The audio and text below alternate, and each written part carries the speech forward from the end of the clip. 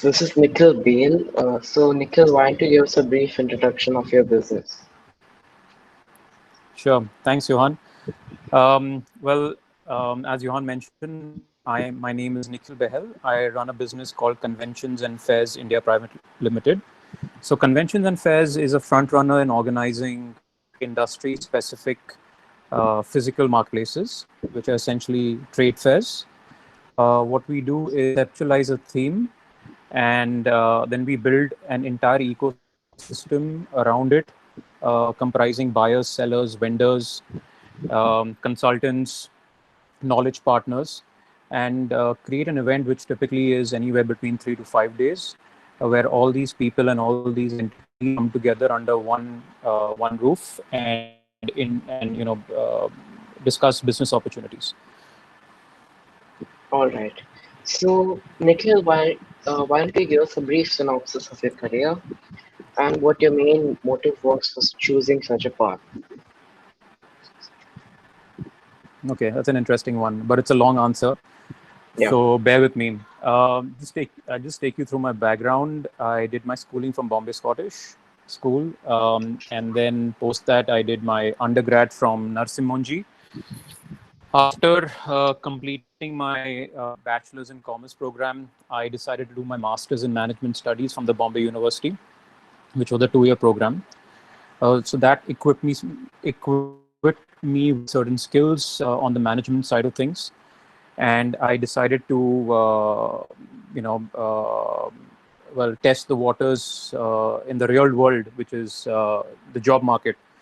So my first employment opportunity was at Daewoo Electronics, which is the Korean chaebol, and they were into marketing and manufacturing a range of consumer electronics and appliances.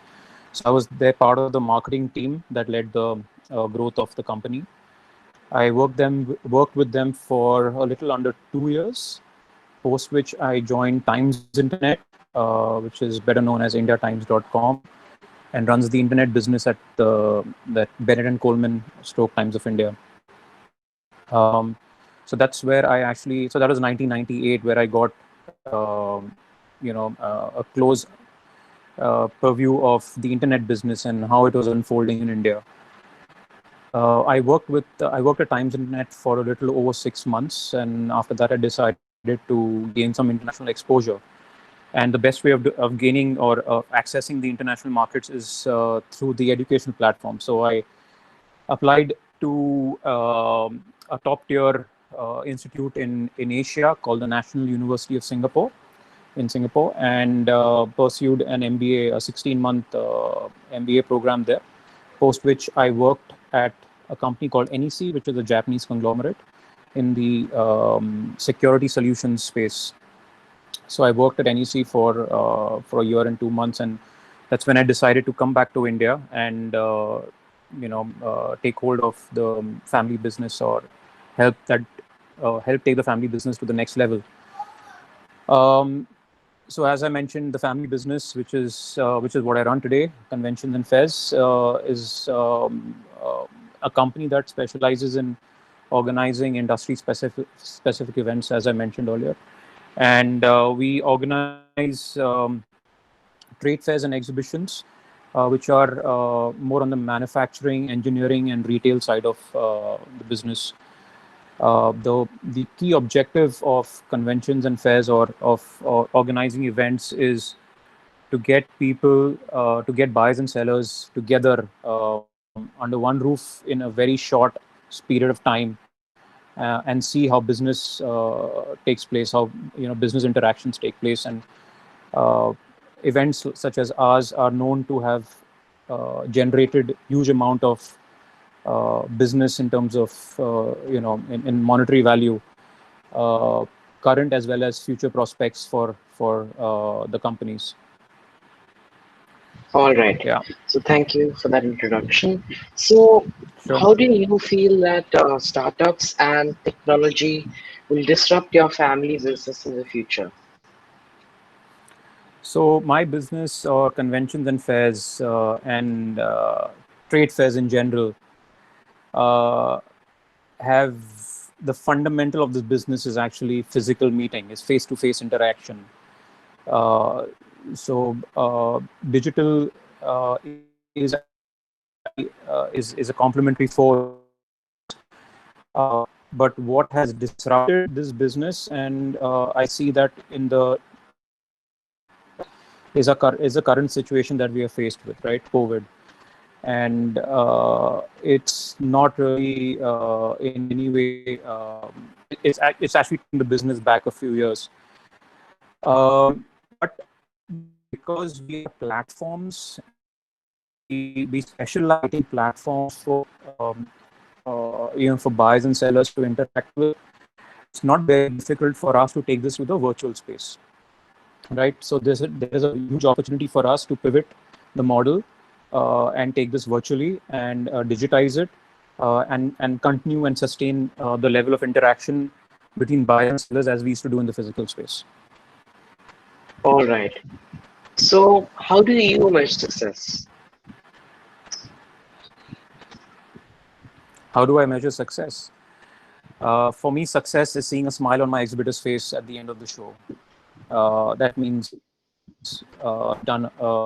I've accomplished the objectives, what I had sought out when we started the whole project of that particular event.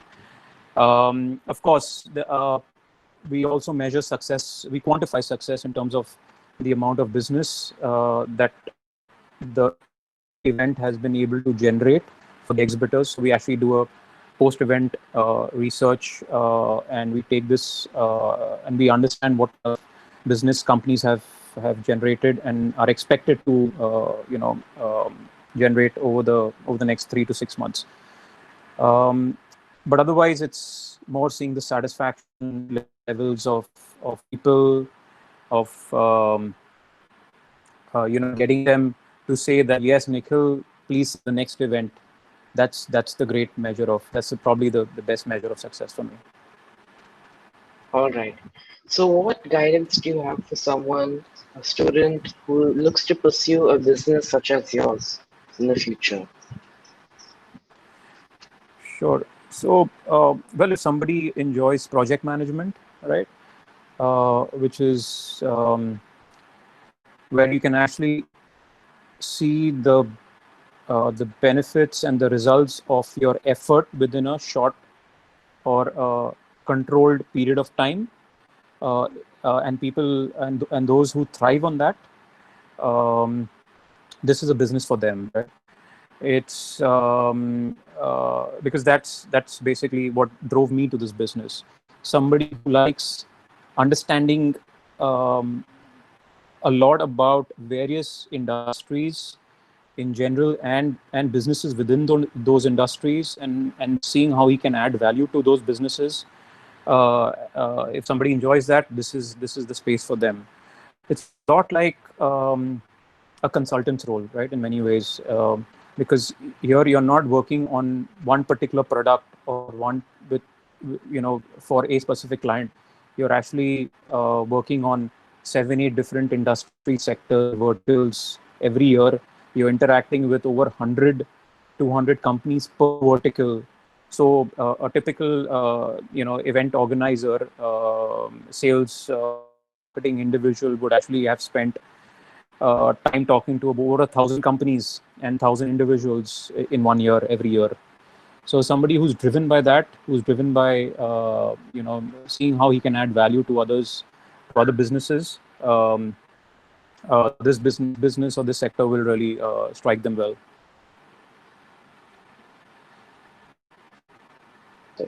All right. Johan, can't hear you. Yeah. Okay. Yeah. So thank you, Nikhil. Thanks for your time. Sure. Thanks, Johan. Pleasure. Take care.